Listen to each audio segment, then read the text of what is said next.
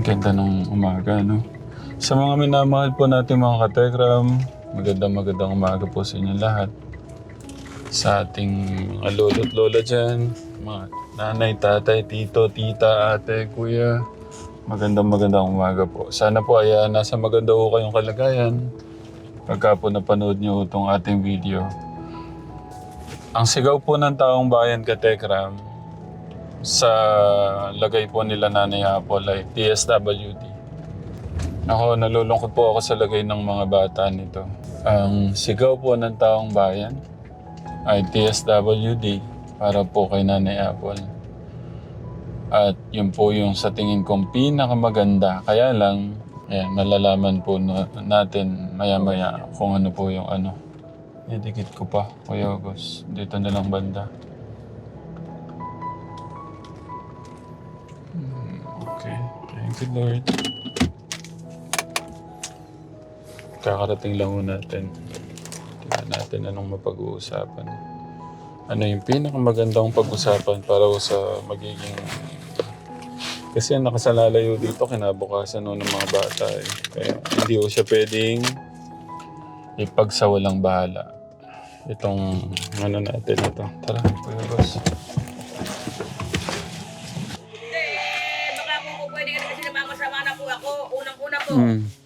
Yung pagtanggap ko po kay Apple, bukal po sa isip ko. Yeah. Ang inayawan ko lang po, hinatid ko kahapon sila na para sana gusto kong medyo maayos. Ha? Hinatid niyo sila doon, Nay. Nagpunta po ako ron. Hindi ko nagustuhan yung yan, na idinadamay pa yung mga apo ko na hindi ra magpupunod. Siguradong siya yun. Reklamo ko sa barangay. Sa barangay po kami ngayon mag-uusap. Hindi na raw pangharap sa mga ano-ano ang gusto ng barangay. Kasi po, maraming nagko-comment. Masama ako. Napakarami kong natulungan na tao. Yung mga bilanggo, nanghihingi sa akin ng tulong. Sa mga komen, yun totoo. Dahil lang kay Apple. Kaya nga gusto ko, may bangon yung dangal ko. Ipakita mo yung salita ni Bajeng. At saka wala pong itong asawa. Wala po itong asawa. Ang inano ko po kasi dyan, dapat kamag-anak sila, kapatid nila yung bata. Dapat yan, sila mag-aruga dyan eh. Kaya bakit idadamay nila yung mga pamangking ko na, tapos eh, parang minamasama pa nila kami na, eka? Bakit pinakailan mula nung tumira ba dito sila Apple, pinakailan ba namin? Yung anak ni Apple na may sakit, namamaga yung kamay, tingnan nyo ngayon kung namamaga pa. Okay na. Ginamot nga eh. Inanuhan nga namin ng gamot. Oh. Tapos sasabihin pa ni Bajing na, ano daw kami? Kailan ba namin siya hiningian? Siya ang nagpunta rito na ang sabi nanay, baka po pwedeng dito muna ako. Oh. Kasi nga, dahil nga dun sa sinasabi na, nung umuwi siya ng kahapon, ano sinabi sa kanya? Yung mga bata pwedeng umuwi. Pero siya hindi na makakauwi dahil baka kung anong mangyari sa kanya. Ay, paano pang uuwi yung tao ron? Ang inaano ko po kasi ganito. Barangay po ako ngayon. Yung nanay ko po kasi napamasama. Naakala, nanghihingi si nanay ko sa inyo. Hindi naman kami nanghihingi. Wala naman pong Naitayo nga namin yung mga bahay dito. Meron po. Ginagamit ko raw po si Apple. Para daw ako nagpapasalamat po ako dahil si Apple ang nanay. Humintuhin, lumubay-lubay ka muna nanay. Bakit? Hindi ko naman kako Apple matanggihan. Yung mga na lumalapit na para tulungan mo ako nanay, magpapa-extra ako. O kahit na wala kaming maiabot sa inyo, samahan mo ako. O sasamahan ko ho. Tapos po pala, ang minamasama pala ni Badji, yung akala ho, hinuhut-hutan ko si... Sabi ko, ang totohanan kako Badjing. Ako kasi ako, tatay at tawag ko kay Tatay Ram. Kahit matanda ako, di ba? Paggalang. Paggalang po yun eh. Kung yun nga po mga ate Hindi po, na sige. ganyan, Okay na. Kanina pa ako nakaupo. Ngayon, ang sinasabi pa po nito, ang hindi ko naman din matanggap, imbis na patinuin nila itong tao. Upo muna po kayo na. Sasabihin po niyan, ganito. Dapat, Apple, magganito gano'n. Ako kahit na ganyan si Apple, pinagtsatsagaan ko. Puro ang hindi ko hinihingi. Yung ibinibigay sa kanya, dapat nga ako pa makatulong sa kanya eh. Yan po ang akin. Ang inaanuho nila, nagiging masama naman yung isa. Kaya ang sabi nga tuloy ni Paring Ilo kahapon, Mare, nakakita ng pagmamahal sa iya. Bahala ka na. Hindi naman po sinasabi na hindi sila babalik sa bahay nila. Pinaglinis-linis ko pa nga ho kahapon yan. Ang ganda pala ako ng bahay mo po. Yun, pinagbantaan pa ako. Ito na po ang kausapin nyo, islag nyo na po kung ano ang nangyari kahapon. Siya na po ang bahala. Puro ako po tutuluyan ko sa barangay. Ang sabi nga po, hindi pang barangay, pang pulis. Bawiin po nila sa kumin. Kasalanan si Nanay Helen yun eh. Kung may galit sila sa amin, ako na lang pagalitan nila, hindi si Nanay Helen. Dahil walang kasalanan si Nanay Helen dyan. Tutusin nga eh, malaki na utang na loob ko sa kanya dahil sa kanya eh. Nung bata pa ako, nandun ako sa Buludam. Sila nag-alaga sa akin nung bata ako. Tapos gagayan lang nila badjing. Hindi tama yung ginagawa na yan. Dapat yung mga kinokomment na yan. Burahin nila na yan. Hindi magandang tignan. Dahil marami na tinutulungan si Nanay Helen dyan. Kasi si Nanay Helen, dinadamay nila. Wala naman silang kasalanan. Kung may galit sila, sa akin na lang ibunto nila ang galit. Huwag kay Nanay Helen. Hindi nga ako nakatulog kagabi. Ano po ba sabi ate? Aka na po, tingnan natin. Hindi naman nila po pwedeng ibas yung kakausapin ninyo eh. Oo. Kamukha niyan. Kung kay Apo lang. Eh kung hindi ba namin tinanggap dito yan, maaabutan niyo pa ba dyan sa bahay nila yan? Kung sakali. Eh baka makita niyo na lang yan na may dalang lata. O baka nakita niyo na lang yung mga bata eh, patay na dyan sa kalyet. Doon na lang natutulog sa ilalim ng tulay. Apo, yung kinakasakit po ni nanay, yung mga comment po na Ang sinabi po kasi na para lang daw kinukonsinte ng nanay ko yan si Apple. Sa tutuusin, nakita nyo naman po nung nandito kayo. Apo. Pilit nyo isinasama, ayaw umalis. Dapat doon pa lang makita na nila na kung bakit ayaw umalis ng isang tao. Na ayaw bumalik doon sa sarili niyang lugar. Ibig sabihin, doon sa sarili niyang lugar, kaya ayaw niyang bumalik, meron siyang nakikita na hindi maganda. Yeah. Yung in-interview niyo yung nanay ko, bakit ang sabi, kinukurakutan lang daw si Apple. Sa tutusin, yung binigay niyo sa kanya, nandiyan pa hanggang ngayon sa kanya. Kasi hindi namin pinapakailaman yung bigay sa kanya yun eh. Yeah. Bakit tayo pakikailaman? Kaya naman namin bumili nung para sa amin.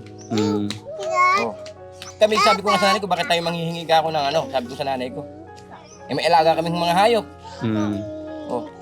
Yung bandang huli, nanay ko na tumutulong, nanay ko pa napapasama. Ang alam ko lang po, ang sinasabi sa akin, DSWD daw po si Nanay Apple. Ang naging problema po kasi, nung nagpunta sila doon ang mali nga po kasi nangyari dyan, nagpunta po sila doon kahapon.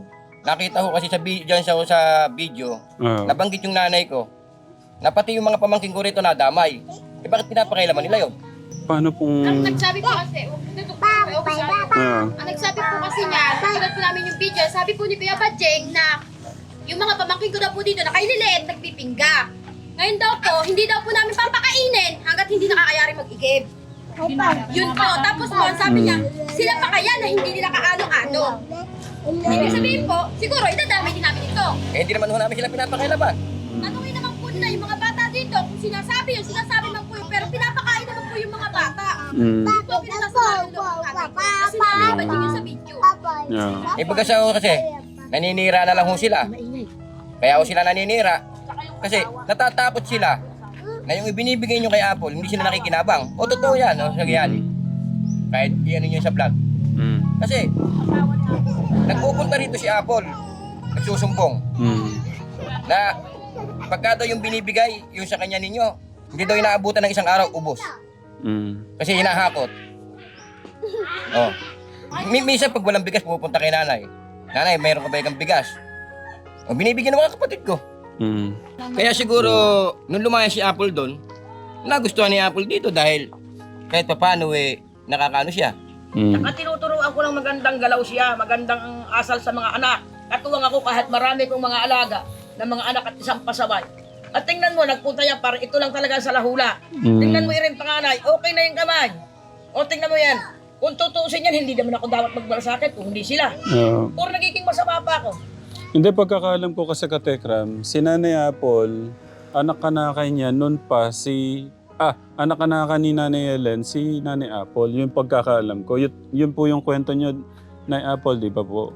Kaya si Nanay Apple, nung nakita nga po niya si Nanay Helen, kumbaga yung pagmamahal na hinahanap niya, siguro kaya katekram, kaya kahit anong pilit ko nun, ayaw po niya sumama dahil doon sa pagmamahal na ibigay ni Nanay Helen nun. Yun yung gusto niyang balikan. Na yun yung wala siya ngayon na parang kadamay. Yun yung hinahanap niya. Suman yun. Tapos ang sasabihin niya na dito kay Apple, ano Apple ang sinabi sa'yo kahapon nung habang ang naglilinis ka ron? Ikaw kasi ang magsalita, hindi ako magkakuhan, ikaw. Ano, ito yung hindi ko alam. Nagpunta na ho pala kayo doon kahapon. Kaya kung sa barangay ako ngayon.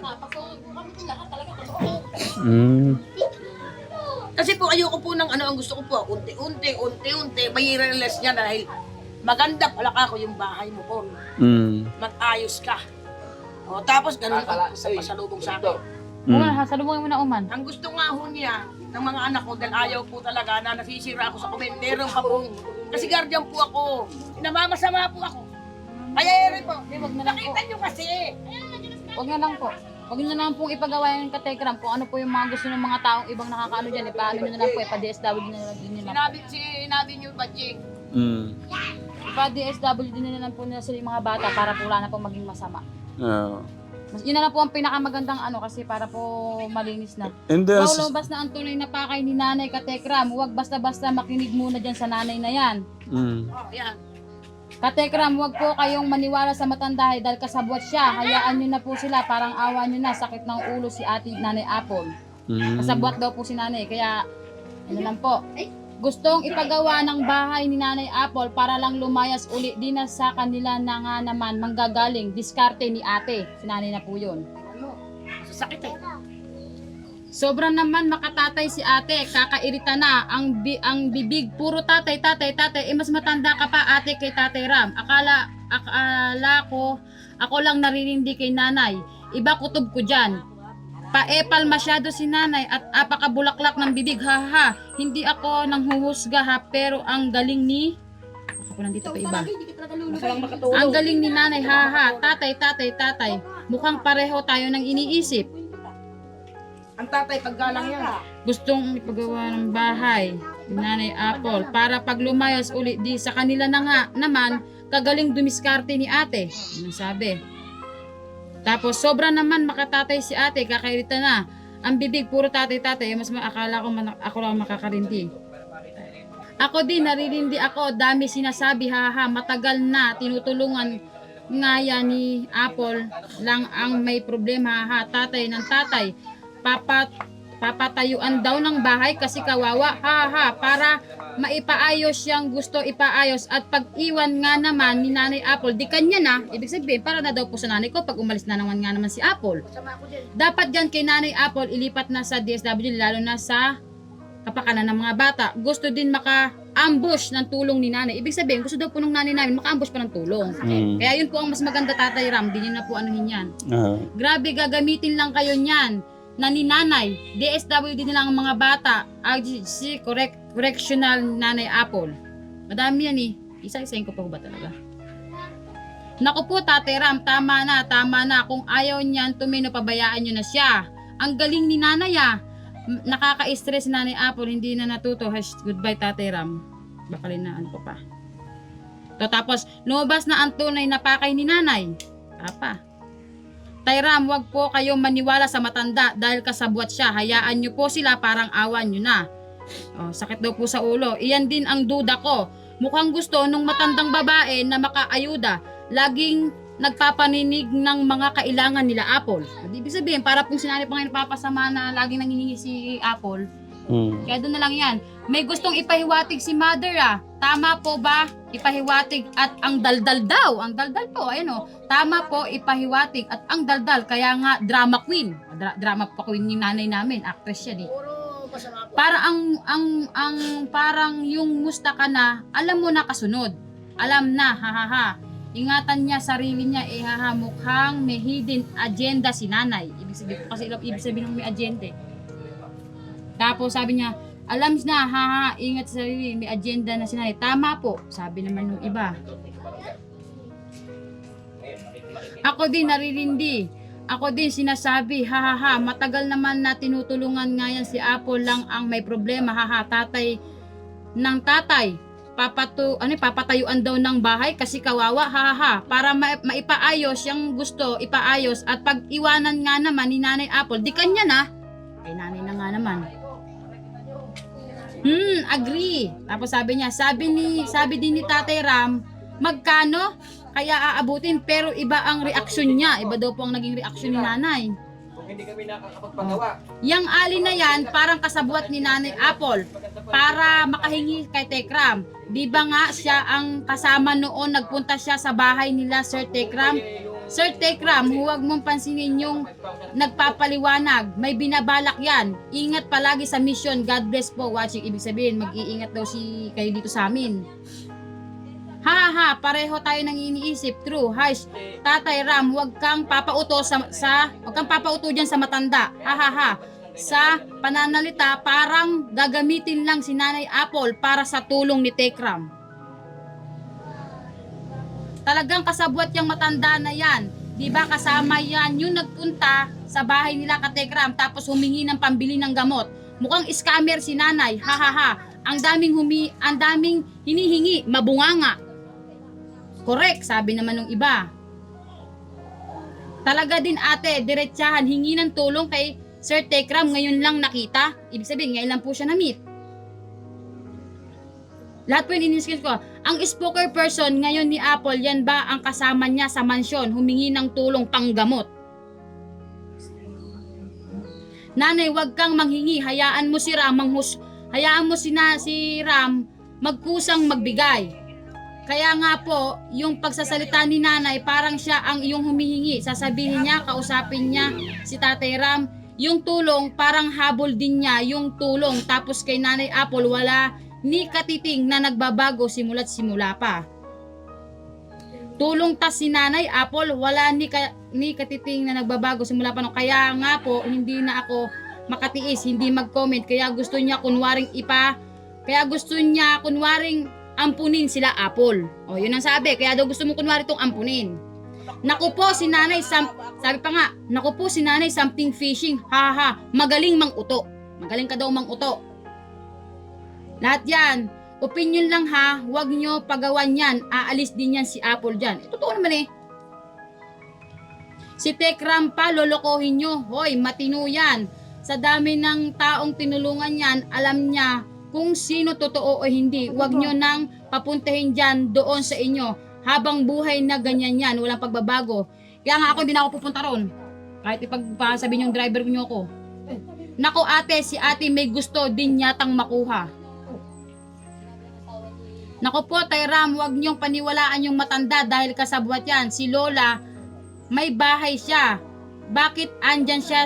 Kasi nag-asawa siya. Hayaan nyo na po sila. Yung mga bata na lang po, hingin nyo na lang po ng tulong sa DSWD. Galing ni Nanay, sabi pa nung iba. Naku po, Tay Ram, tama na, wag nyo nang ipagawa yung kung ano sinasabi ni Nanay sa DSWD nyo na po dalin. Mas malakas loob, naging matinungang natulungan. Hay nako, hindi tama yan. Kasi po kasabwat dyan si Ale. Diyan, magaling magsalita. Kung nagmamalasakit siya, pagsabihan niya, huwag umalis sa bahay nila. Gamit lang si Apple para makahingi ng tulong. O, ikaw na naman yun, Nanay. Tekra, maraming mailalang na pwedeng matulungan. Tama na ang pagtulong kay Apple. Kilatisin mo muna ang mga taong nakapaligid sa kanya. O, plata tayo no, kikilatisin na tayo. Sabi niya, mukhang gumagawa si Nanay ng kwento para matulungan. Ikaw na naman yon. Dami to. Ito yung pinagpiyatan ko to kagabi. Pagtapos ayusin, papaalisin. Ha.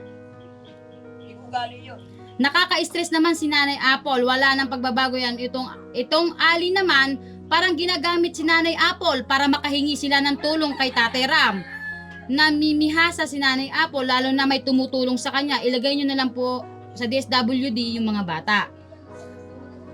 Pag pinagawa ni Tatay Ram yung bahay dyan, tapos aalis din si Apple, may iwan lang yang pinagawa ni Tatay Ram Swerte naman ni nanay, di ba?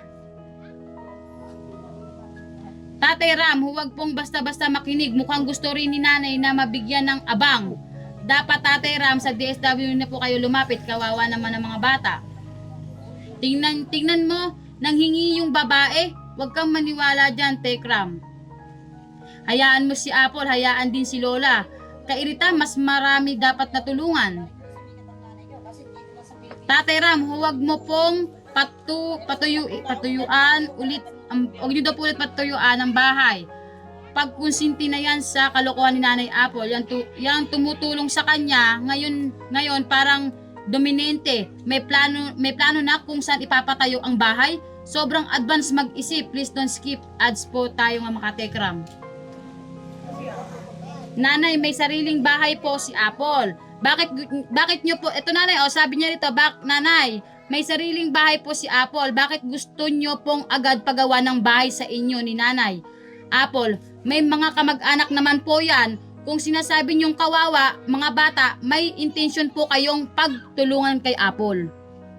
Ito naman, may kamag-anak naman talaga siya kung gusto nyo talaga eh. Magaling si Nanay mag-sales talk. Magaling ka daw magbenta. Ibig sabihin ng sales talk. Naku, Tatay Ram, wag nyo na ipagawa kasi aalis din dyan sila. Galing ni Nanay, parang may nararamdaman akong iba. Nay, ang galing ng drama, ha ha ha. Niya.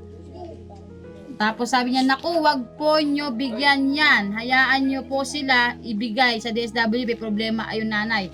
Nanay, ano gusto nyong ibigay sa inyo? Nangihingi ka na din, bigay naman agad si Tatay. May bahay si Nanay Apple, hindi din magpagawa ng sa ibang lugar. Naku, something fishing si Nanay, parang gustong makisawsaw sa tulong ni Tekram. Nakakapagtaka, si Tita, gusto niyang magpatayo si Tatay Ram ng bahay ni Nanay Apple sa kanila. Sige, sasabihin natin na ngayon na pagpapasensyahan na niya si Nanay Apple. Pero kanya na nga, habang buhay, may bahay na sila, dapat pagsabihan na umuwi at ayusin ang bahay nila doon. Kawawang mga bata na dadami sa ginagawa ng mama nila. Salamat na rin po Tatay Ram sa pagmamahal dahil sa mga bata. Wag po Sir Tekram, wag po kayong pumayag na magpatayo ng bahay. Parang awa nyo na po Sir Tekram, wag ninyong pagawa ng bahay si Nanay Apple. May bahay naman po siya. Alam mo na yung banggit mo sa simula pa lang po, nandyan na si Rami, lahat ng klaseng tulong binigay na, pero pagtutulakan mo talaga may something. Galing ni Nanay, hindi na daw makapagsalita si Apple. Bakit matagal na ngayon lang yan nakialam? Gusto ipagawa ng bahay dyan para kung umalis sa kanila na. Yan kasi nasa lupa nila, damay na yan sa tulong. Diba? Please po Nanay, may bahay si Apple, pagsabihan mo na lang na umayos at bumalik sa bahay.